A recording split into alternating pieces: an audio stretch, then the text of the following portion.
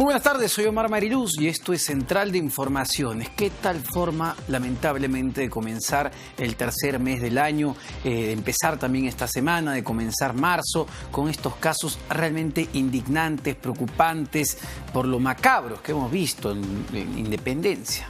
Raptan a una niña, entiendo, de 6 años, es violada, asesinada, descuartizada. En este momento la policía se encuentra o busca al presunto culpable. Ya más o menos se tiene identificado y sería también un menor de tan solo 15 años. Han logrado ir a la casa de este presunto asesino y lo que ha dicho la madre es que efectivamente este chico le robó plata a su hermano menor y se fue. La policía sospecha que está ya fuera del IME. Esperemos que den lo antes posible, pero esto nos trae varias preguntas porque lamentablemente no ha sido el único caso y no estamos hablando de casos aislados, todo lo contrario. Y ese es el problema. Lo que hemos visto también en los últimos días es un sujeto que asesina a los hijos de su expareja por un tema de celos, por un tema de venganza. Una madre que asfixia a su menor hijo de solo 2 años. ¿Qué está pasando en el país? Tenemos un problema sumamente serio y la gran pregunta es cómo lo estamos afrontando desde las políticas públicas y también cómo lo estamos afrontando nosotros como ciudadanos. Ese es el panorama general que tenemos en este momento. Estamos ya con la congresista electa, la flamante congresista de Alianza para el Progreso, Carmen Omonte, a quien le agradezco por acompañarnos esta tarde, congresista. Y quería entrar con este tema, en principio, que realmente, como bien me señalaba antes de entrar al aire, no es un caso aislado. Es probablemente, me decía, el segundo caso de mayor incidencia por lo que la gente está en la cárcel. Así es, gracias Omar. Realmente lo que hemos visto en las pantallas, lo que estamos leyendo, es espeluznante, no hay forma de explicarnos, de estar impasibles ante lo que está sucediendo en nuestro país. El tema de la violencia sexual y sobre todo contra menores de edad es terrible. Las penas ya se habían subido para los delincuentes sexuales mayores de edad. Ya tenemos la cadena perpetua. Sí. Entonces, bien, en el campo de la legislación, de lo punitivo, tenemos la cadena perpetua. El gran vacío que tenemos en este momento es cuando, como en este caso, presuntamente, el violador asesino de un menor de edad también es menor de edad. 15 años aparentemente, ¿no? Así es. Y esto nos lleva realmente a reflexionar lo que tenemos que hacer en campo normativo, porque actualmente cuando un menor de edad comete un delito, está cometiendo una infracción penal y va a ir a Maranguita. Entonces hay un vacío, no se ha considerado los casos en los que este menor de edad viole y asesine a su víctima, menor de edad también.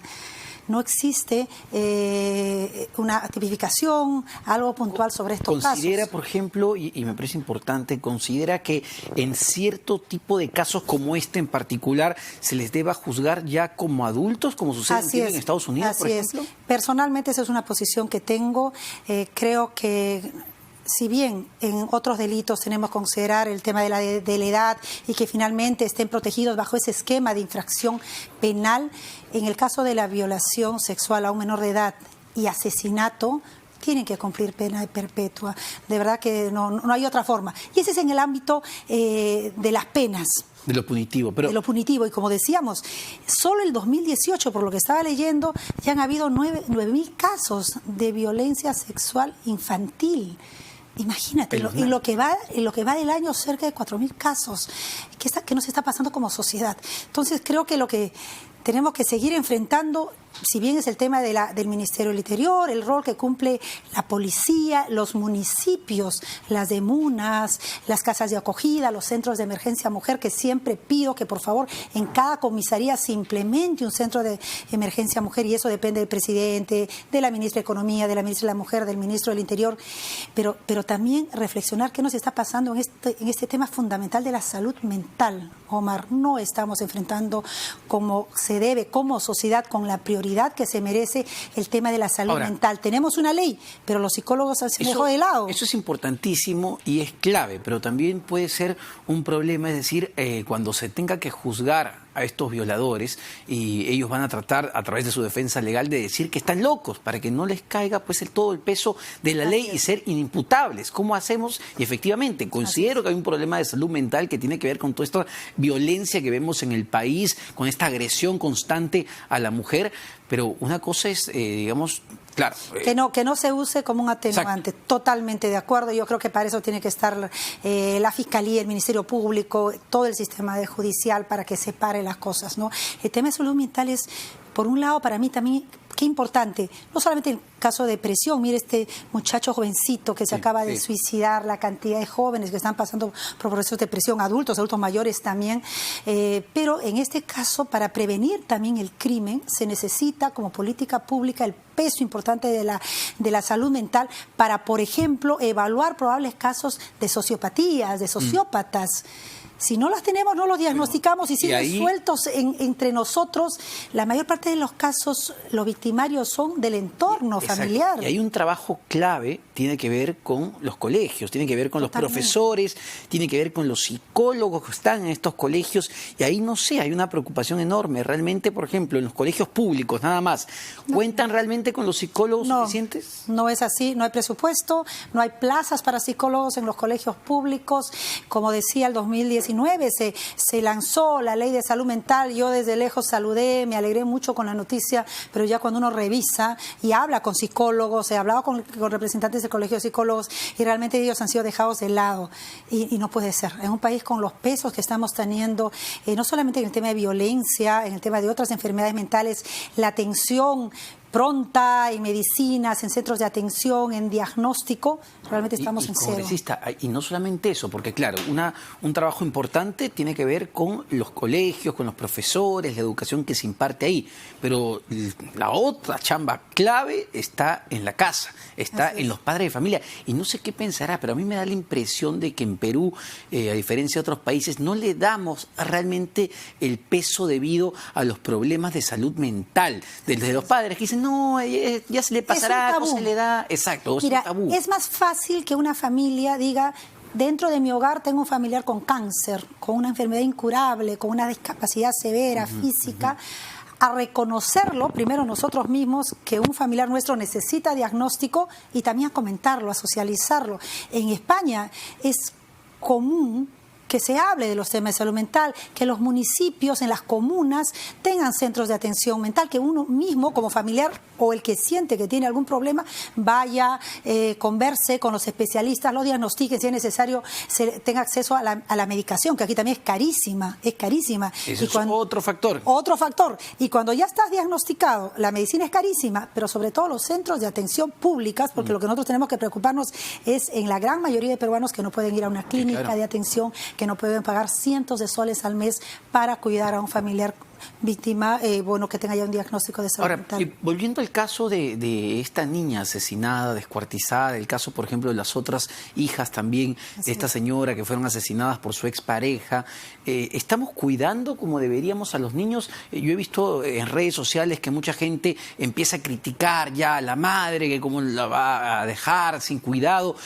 cuando el principal responsable aquí es un asesino, y un violador. Entonces, pero ¿estamos cuidando bien como sociedad a los menores de edad? Evidentemente, por lo que vemos, no los estamos cuidando bien. Y como tú dices, si bien los padres, tenemos que hacer un llamado de atención a los padres, a las madres, la mayoría de las mujeres son madres solteras en estos casos, de los lugares en que finalmente se llegan a estos crímenes atroces, pero también los vecinos, ¿no? Exacto. El serenazgo. Qué bien, lamentablemente muy tarde, pero por lo menos tenemos posibilidades de llegar al criminal a través de una cámara. Pero ¿cuántos distritos, cuántas calles y cuál es la igualdad de oportunidades que tienen los lugares más alejados del país que no tienen acceso a una cámara, que no tienen serenazgo? Por ejemplo, en San Isidro, y bien que sea así, por cada 52 habitantes tienen un sereno. En Los Conos, por cada 3.000, 4.000 habitantes hay un sereno. Entonces, ¿cómo hacemos un promedio más homogéneo de igualdad de oportunidades también en cuanto al equipamiento de las comisarías, de los municipios, de los serenos, de los centros de atención, para que peruanos y peruanas vengan de donde vengan, estén donde estén, sientan que el Estado los está protegiendo. No estamos protegiendo a nuestros niños, no estamos protegiendo a nuestras mujeres, y es algo en el que todos tenemos que sumar. El Congreso, desde las reglas que tenga que poner, la vigilancia, la fiscalización. Eso quería saber. ¿Qué se puede plantear en este corto periodo en el Parlamento, una vez que se instale, en relación a estos temas? La reforma política, la reforma de justicia son claves y sí también están vinculados a estos temas, pero ¿qué más podemos plantear por el tema de la inseguridad ciudadana vinculada ya, lamentablemente, a estos actos espantosos, espeluznantes? Mira, creo que es fundamental que se entienda que es un tema tan amplio, tan duro y que necesita la articulación de muchos sectores. Entonces, desde el Congreso se puede conformar una mesa de trabajo, se puede convocar al ministro del Interior, a la ministra de la Mujer, al sector educación, al sector salud, a los gobiernos locales, que tienen un rol importante, que muchas veces por falta de presupuesto, pero otras veces porque simplemente no lo priorizan y no es un tema importante el enfrentarse al tema de la violencia, en el tema de la seguridad en general. Convocarlos a una mesa que planteen qué es lo que están haciendo. En el ámbito legislativo hay poco que hacer, pero también hay que estar atentos. Este tema que mencioné inicialmente, ese vacío que queda en el caso de los infractores de casos de crímenes gravísimos, como la violación y el asesinato de un menor de edad cometido por menores. Ahí sí es un ámbito legislativo, pero hay que marcar la cancha de qué es prioritario y darles la oportunidad en el Congreso que expliquen lo que están haciendo y hacer seguimiento a que se cumpla. Ahora, congresista, no quería dejar de preguntarle, para terminar, los chats que reveló ayer Cuarto Poder, ¿no? El tema de Luciana León, la excongresista que está sumamente complicada, y lo que hemos visto son varias cosas. Quería referirme al rol del parlamentario, porque lo que se ve en esta conversación con su hermano, Rómulo León, es que de alguna manera gestiona o va a buscar gestionar entrevistas con ministros de Estado. Entonces uno se pregunta, ¿cuál es el rol de un parlamentario? ¿No? Porque también es cierto, y hay que decirlo, que muchas veces los congresistas sí son intermediarios de y deben serlo, Omar. Mira, pero ¿cómo no nos cruzamos hace esa mucho línea? Daño. Así es. Mira, lo que ha sucedido con Luciana y probablemente con otros casos que en un momento se sabrán, es sumamente nocivo para todos los congresistas que quieren hacer realmente una labor de representación. ¿Cómo cerrarle las puertas a los alcaldes de los distritos más pobres del Perú? En mi caso me pasó muchísimas veces. Yo abría la puerta del despacho y tenía alcaldes de Huancavelica, de Apurímac, de Madre de Dios, que querían, por favor, ¿qué hacemos? Tenemos un proyecto, no nos dejan pasar a un ministerio de vivienda, de transporte, de agricultura, de educación. Un congresista legalmente puede tocar las puertas y decir, por favor, reciban estos alcaldes, tienen estas demandas, hacer quizás reuniones entre varios alcaldes, pero transparentemente. Mientras haya transparencia, mientras haya esa vocación honesta de servir al ciudadano más humilde, al alcalde que lo necesita, no debiera haber ningún problema, porque somos representantes del pueblo. Pero casos como estos tienen que ser evidenciados y en buena hora que sean así y sancionados, porque nos hacen mucho daño. Perfecto, congresista, muchas gracias. Carmen Omonte, flamante congresista de Alianza para el Progreso APP, y esperemos ya, no debería tardar mucho la instalación del nuevo Parlamento. Alrededor de 10 días debe ser, y es delicado porque estamos contra el tiempo. Estamos con el tiempo, efectivamente. Muchas gracias nuevamente, congresistas. Nos vamos a una pausa, no se vayan, venimos con más en esta central de informaciones.